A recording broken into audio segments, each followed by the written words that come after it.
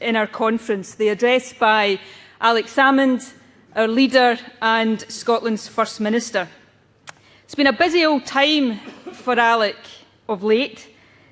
Since our last conference, Alec has scaled heights once unimaginable for an SNP leader. That pinnacle of achievement for any leader. Yes, delegates, Alex Salmond has appeared on desert island discs. He took the opportunity, of course, to tell the nation about his exploits in the days when he was a boy's soprano. Now, I can reveal to you, exclusively here today, that our First Minister still fancies himself as a bit of a crooner, which is probably makes it just as well that he didn't know. In fact, it was a very closely guarded conference secret that last night, in this very room, the Glasgow auditions for the X Factor were taking place. Holding him back might have been difficult if we'd let him know that particular fact. Delegates, Alec has now been First Minister for almost 4 years. In that time, he has shown Scotland what it's like to have a First Minister truly worthy of the name.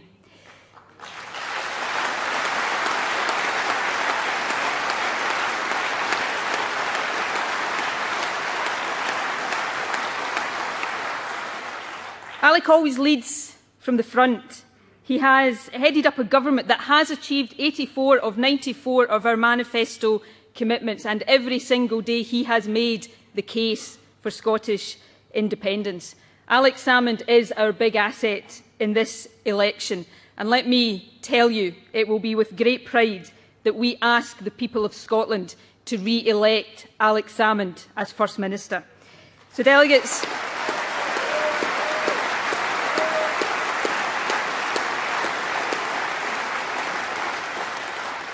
let us now give a very, very warm welcome as he addresses us for the last time before the election to our leader, to Scotland's First Minister, Alex Salmond.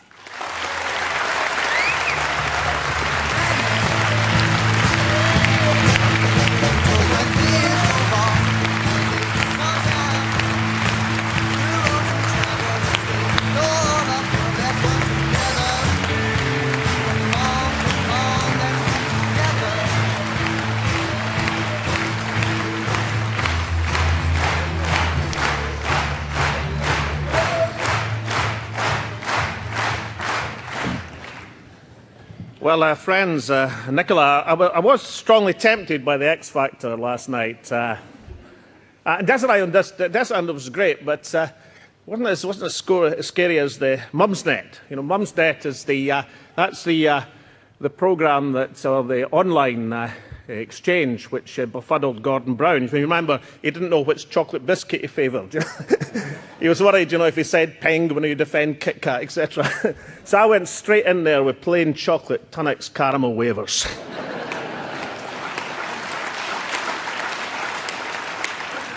The delegates, I think today of all days, our thoughts first and foremost are with the people of Japan in their time of extremity. Yesterday, I sent a message as First Minister to Prime Minister Kan on the sympathy that the Scottish people feel towards our Japanese friends at this time. We stand ready to support or help in any way that's wished in any possible way we can. Delegates, by your applause, please now express your solidarity with the people of Japan.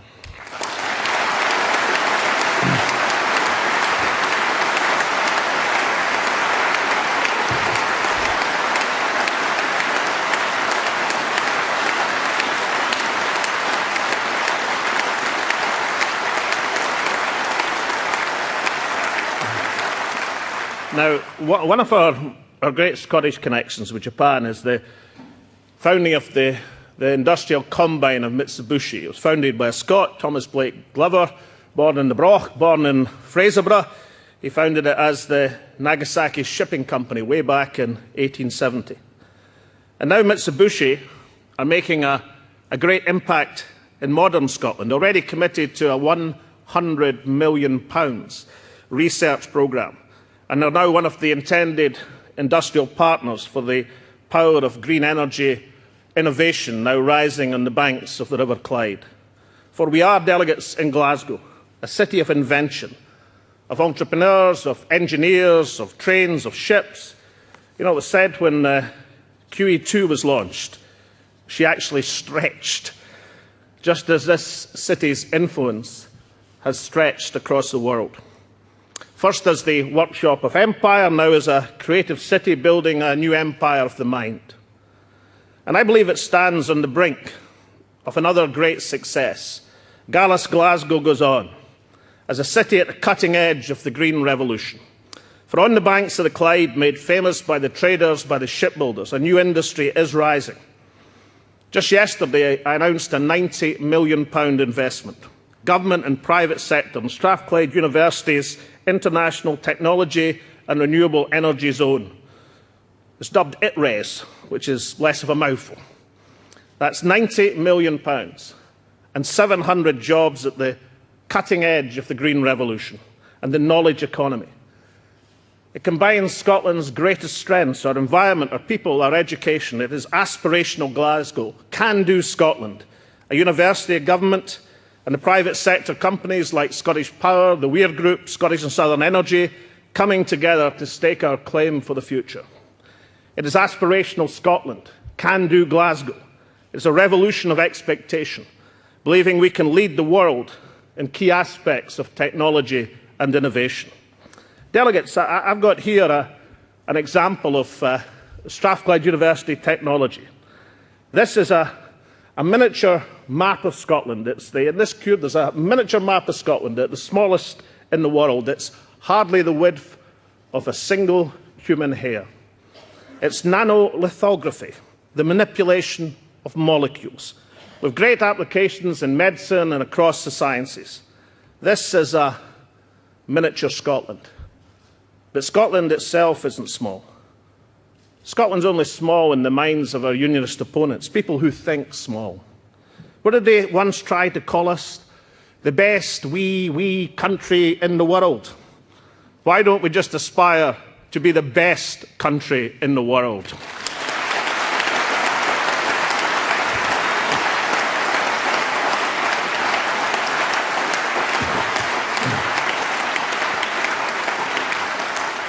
So before Christmas, I announced the Mitsubishi investment. Then there's Gamesa's investment in Dundee. These are not scraps blowing in the wind, but solid investments, setting roots in Glasgow and Edinburgh and Dundee and Mackinhannish and Methil and Arnish. We are in the rapids of a new energy revolution. So let me state for this conference and for this country the purpose of our objective.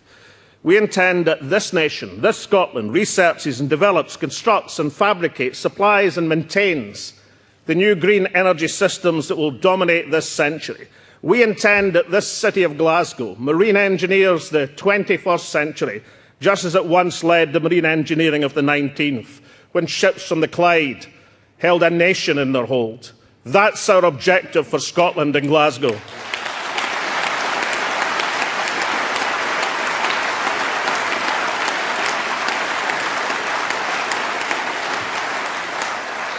So the investments being made now will pay off for years and indeed for generations to come.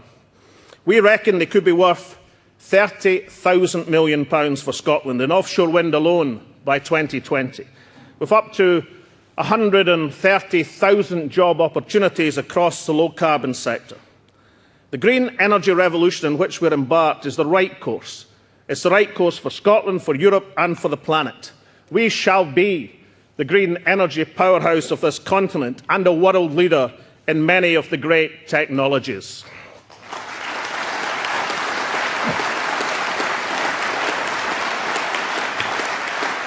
And yet, amid all of this progress, more could be done with the real powers of a real parliament. Let me give you about two examples. In London right now, in a London bank account under Ofgem, there's a bank balance of almost £200 million of Scotland's money. paid over the last 8 years by the fossil fuel generators, paid from places like Longannet and Peterhead. By law, by statute, these funds can only be used and accessed to support renewable development in Scotland. We need them right now to ensure that the infrastructure is in place so that people in places like Dig and Dundee are able to fully benefit from the thousands of jobs which depend on these very investments. So why don't we just access the money and spend it now when it's needed? Because the Treasury say that if we do that, then they will deduct the same sum from the block grant from education or from health. Now, the Liberal Democrats, that party of moderation and common sense, and of course pandering to Tory rule in Scotland, they say, give up your 250 million and we will lend you the same sum from the Green Investment Bank in a few years' time. A sum, incidentally, certainly less than the Green Investment Bank would be lending in Scotland anyway. So they want to take our money and then lend us back less in a few years' time, and that's meant to be a good deal? Delegates, that's the sort of deal that Nick Clegg is offering to English students.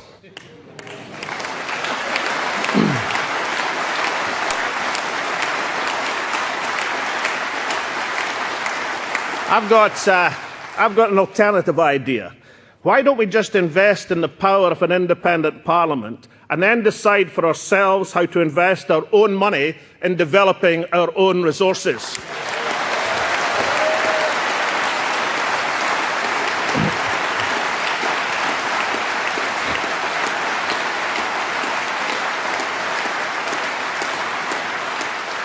Now, a second example concerns oil. Norway is the only country in Europe with more oil than Scotland. They have breezed through the world recession, largely because of the 300 billion fund for future generations accumulated over the last 15 years. We should have done that. Delegates, with oil from Scotland set to last another 40 years, we can still do that. Scotland is the second largest oil producer in Europe, but we have among the highest prices for petrol and for dare, placing our families under pressure, our industry at a competitive disadvantage. Now, when oil prices rise, then revenues from oil rise. This coming year, they could rise by £4 billion to £14 billion. That's the highest ever. Around £3,000 a head for every man, woman and child in Scotland. Now, if you applied even half of that £4 billion windfall to cutting fuel tax in Scotland, you could reduce it by 50 pence a litre in Scotland. In the UK, by 5 pence a litre. So let's be quite clear. We have had enough humming and hawing on this. The case for a fuel tax regulator is made. Let the message go out loud and clear from this conference to the Chancellor. Cut fuel duty and cut it now.